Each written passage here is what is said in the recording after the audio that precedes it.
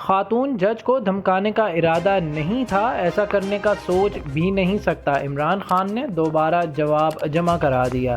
Chairman Tehreek Insaf Imran Khan نے خاتون جج زیبا چودھری کو دھمکی دینے سے متعلق کیس میں اسلام آباد ہائی کورٹ میں تحریری جواب جمع کرا دیا۔ عمران خان نے اسلام آباد ہائی کورٹ کے حکم پر نیا تحریری جواب جمع کرایا جو 19 صفحات پر مشتمل ہے۔ عمران خان نے شو کاز نوٹس کے جواب میں ضمنی جواب عدالت میں جمع کرایا ہے۔ چیئرمین تحریک انصاف نے عدالت میں جمع کرائے گئے جواب میں جج زیبا چودھری سے متعلق کہے گئے الفاظ پر افسوس کا اظہار کرتے ہوئے کہا کہ غیر ارادی طور پر منہ سے نکلے الفاظ پر گہرا افسوس ہے۔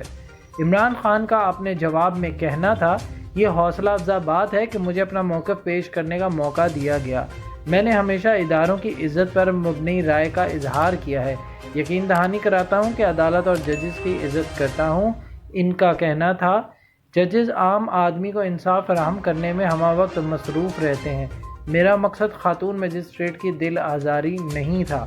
ہائی کورٹ اور اس کے ماتحت عدالتوں کے لیے احترام ہے، خاتون جج کے احساسات کو ٹھیس پہنچانا مقصد نہیں تھا۔